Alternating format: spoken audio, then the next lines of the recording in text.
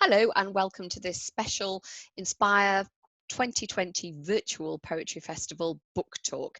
Today I'm going to be talking to poet and performer Manjit Sahota. Now some of you will have seen him performing in our Henry Normal epic virtual poetry tour, which was of course supposed to be going to some of our 60 libraries in April, and sadly that was not allowed to go ahead for obvious reasons, and that's also the same reason as I'm talking now to Manjit over Zoom rather than seeing him in the flesh. But he's been keeping very busy.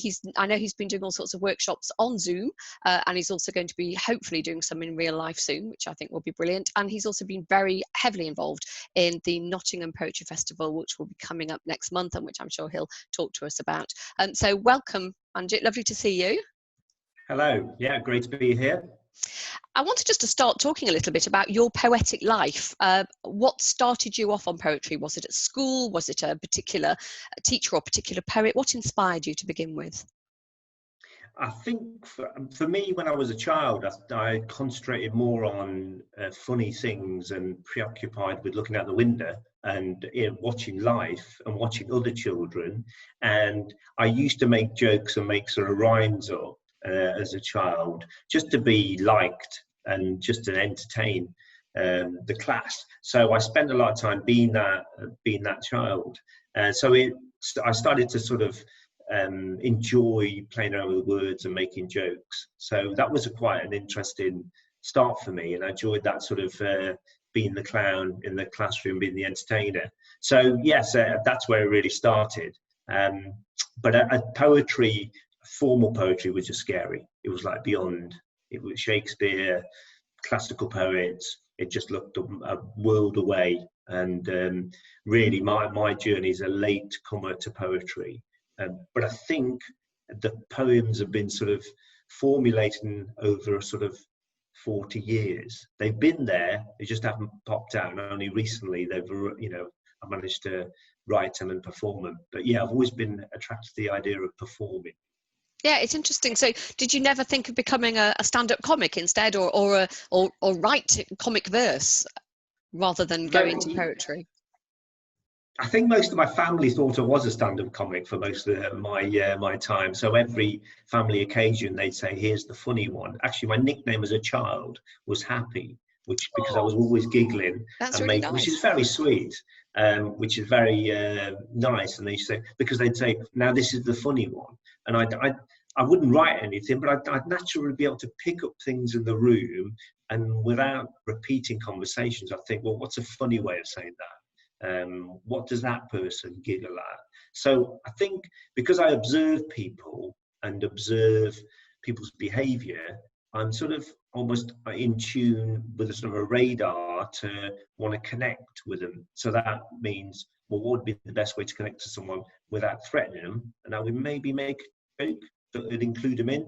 So that's where it started. So yes, a lot of the comedy style, I think, of some of my poetry, comedy is really important to it, because it's an access point which isn't threatening. It maybe helps people to listen. Yeah.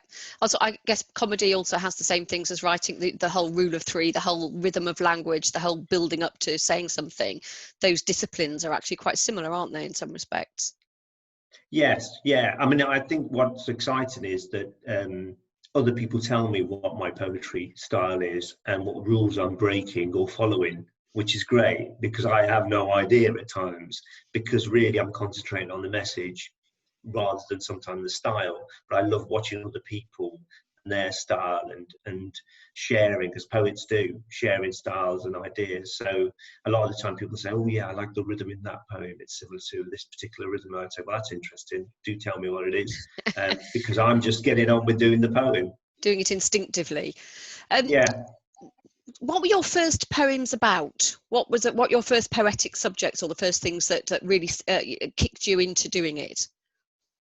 I think the first thing was really identity, being Indian. And it struck me, for years I've been struggling to work out what Indian, English, British, Asian means. I think because of racism, there was some denial of identity. So through my early childhood, having a curry in a park with chapatis with my mum in the early 70s.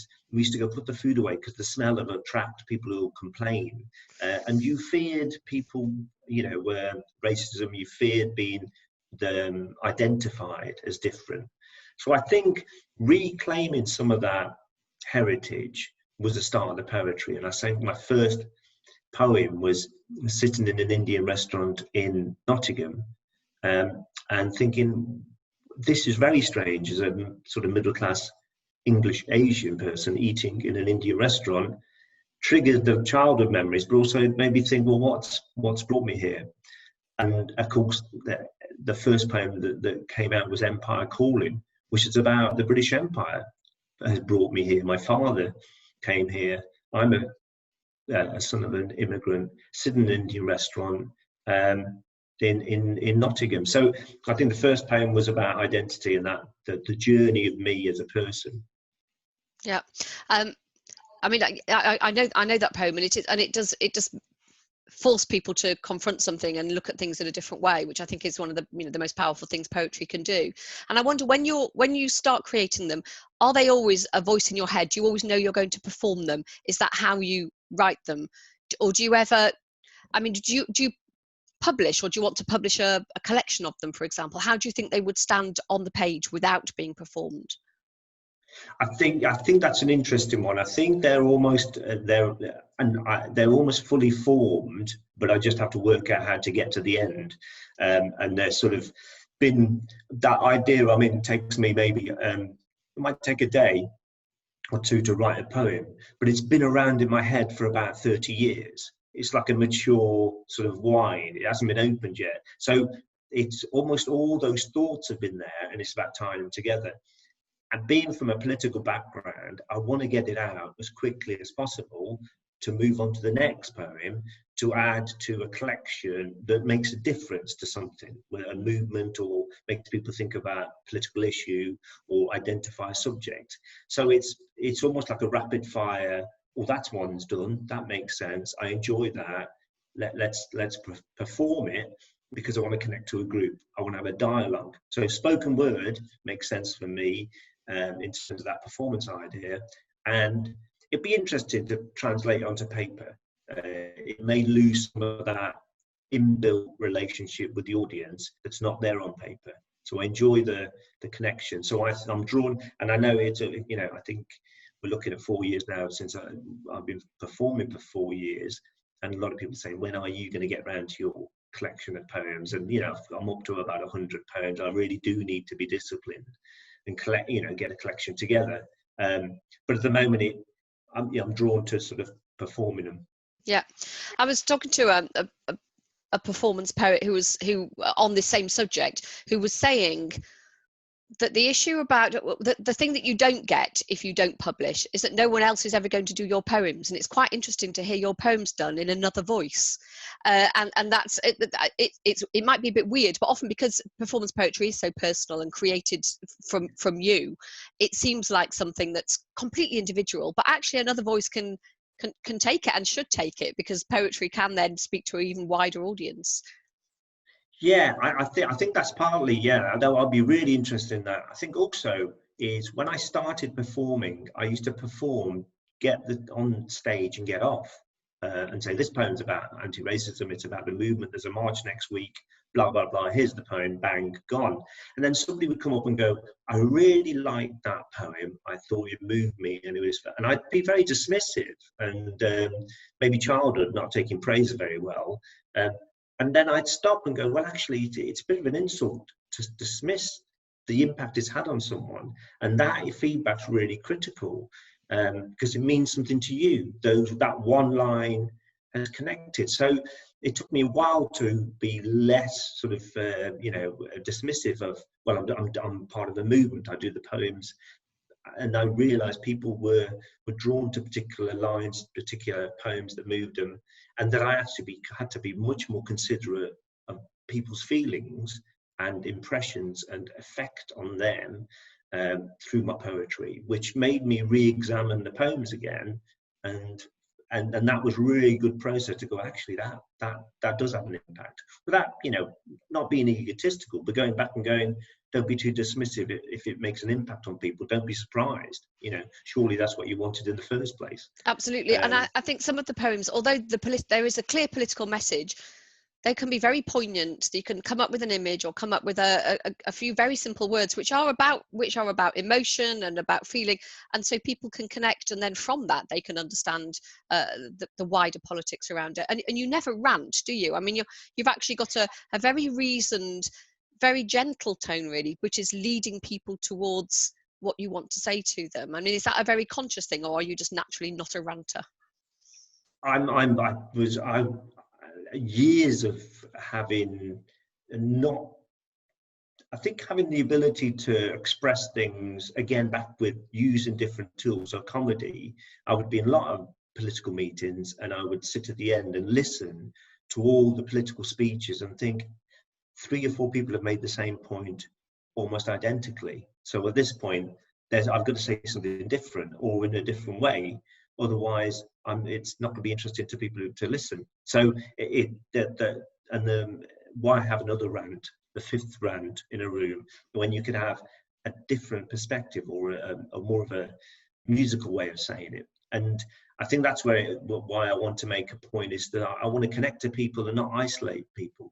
Because why would I want to be in a minority of ranters when I want to be in a conversation with a larger audience of people to connect? So yes, they're accessible, and I use comedy even for very serious subjects to make people go, well, don't turn off. This is about racism, but this is how I'm going to approach it. I also like deconstructing complex issues and making them, funny.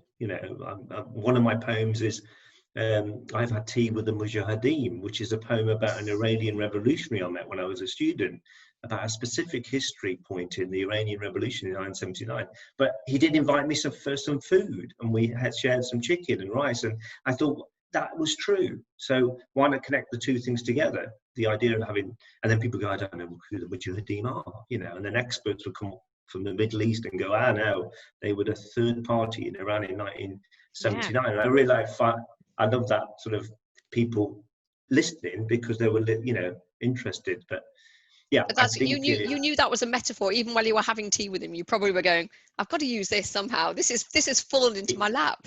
This is material. It'll just take me 30 years to get on stage to do it. But yeah, that will happen. Yeah. In some ways, the way you talk about it reminds me of talking to songwriters and lyricists when they say something's been buzzing around their head, but the actual production is quick at the end. Because a lot of poets I know will spend weeks or months and scribble a line here, scribble a line there. But it seems that the actual output point is very quick, having been sort of mouldering away and fermenting inside your head. And that's quite often how songwriters talk about their creating a song, particularly creating the lyrics. Suddenly they'll go, yeah, I got it. I know how it's going to be. I think that's right. I think it's also, for me, it's something very practical, is memory. I mean, my poems rhyme, most of them, because it helps me remember the next line. It's quite practical. And also I think, again, it's my approach to poetry as a vessel, a tool. Rather than taking myself too seriously as a poet, I like to use the poems to make that connection with people.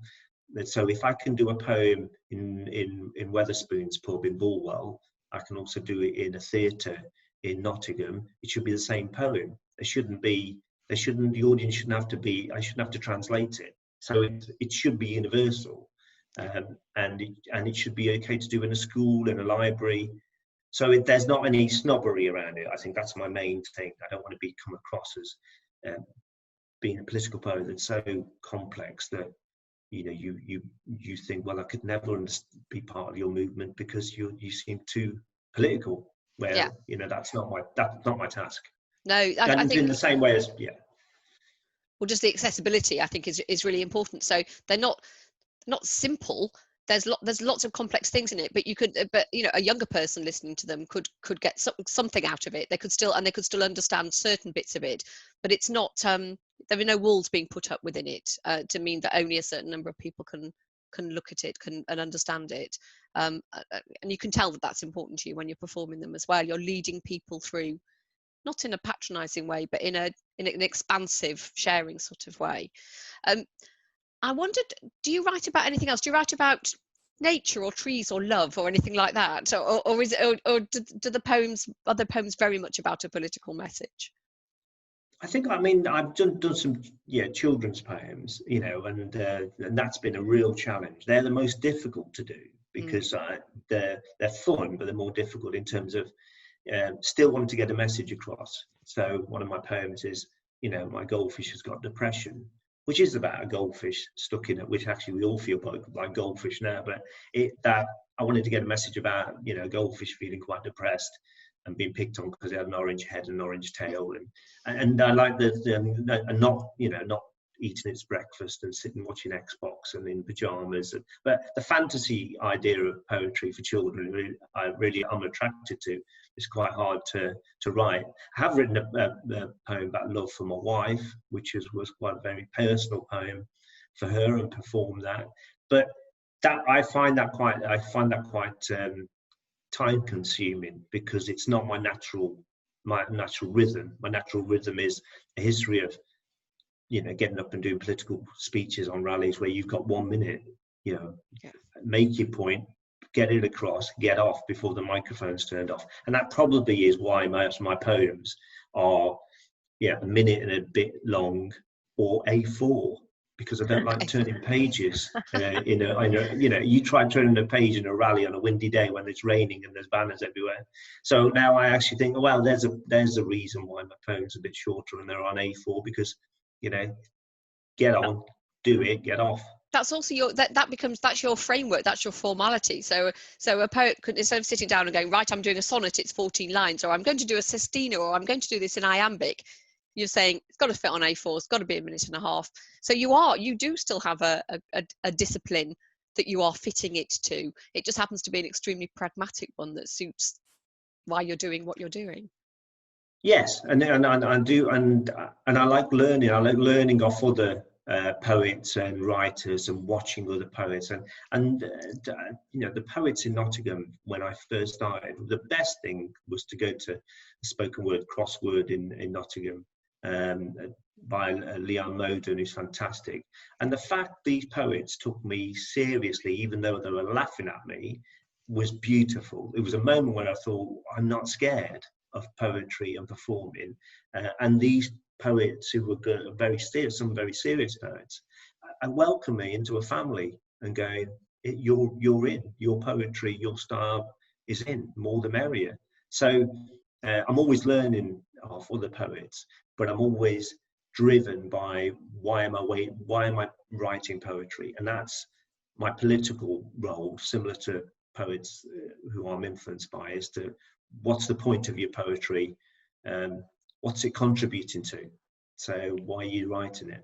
Yeah, it's there is a brilliant grassroots and upwards community of poets within Nottingham and Nottinghamshire. And so when Henry Normal was putting together his tour for the Inspire Libraries, it was really easy for him to instantly come up with 10 names of people he wanted to perform with him, and there would have been another 10, another 20, another 30 that he could have chosen to read with him. And I know that you're working on the Nottingham Poetry Festival, which is, we're talking in mid-October, and hopefully it's going to happen next month. Do you want to tell us a little bit about how that's shaping up and your role in that? Yes, I mean, we are definitely having a poetry festival. It will take a shape and a form. We're moving with whatever movements happen under the COVID and where we exist now, but it's going to be between the 13th and the 22nd of November. We're looking at 4 fantastic headliners at the Metronome, and we're looking at COVID safe events, live events, with a number of online workshops. And my role really is to go to audiences and groups and young people, or people who would never consider going to a poetry festival or think poetry is not for them, and find those audiences. So my role is an outreach role, which is quite exciting, which means I don't go to the normal venues, or I go to people who go, have you ever thought of getting your young people to a poetry event? This poet's headlining, We've got Lem Cisse, and obviously has a massive connection about his story with young people in care, young people who feel lost and looking for identity. So my role as an outreach is to get the message out that the Poetry Festival is happening, and to get that attract a new audience to the festival.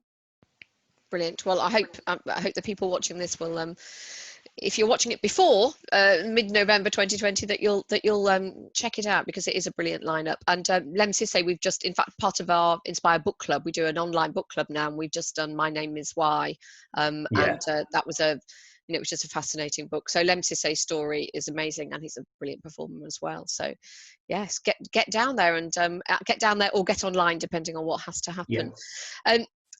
I think it would be better finish, Manjit, because I don't want to keep you too long. I wonder, before we go, could we hear you read something from your work so that people can get a taste of it? And we will also be pointing them towards the other bits of our website where your work for the Henry Normal tour went. So you can get a nice flavour of Manjit's work, and then move on and check it out elsewhere.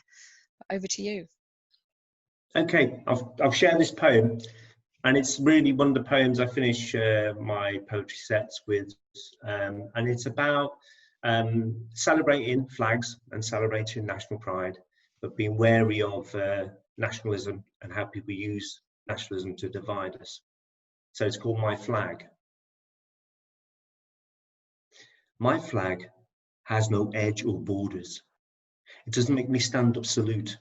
It doesn't give me orders. My flag is the colour of a bloodstain, some lost in battle, some still in vain. My flag is not a football slogan or a reason to learn to hate. My flag is the difference in humanity, something to celebrate. My flag is for my children, and for your children too. My flag is for the many, not for the privileged few. My flag has no spread eagle, yellow star or rising sun. My flag is an open heart. There's room for everyone. My flag is not on the side of a bank or on a dollar bill. My flag has never declared war. My flag doesn't know how to kill. My flag is not made of gold or diamonds, nor does it smell of oil. My flag waves in the streets below, in the hands of struggle and toil. My flag is not the history of rulers past, it's the history we've yet to write. My flag is not here to add to the darkness. My flag is here to bring you the light.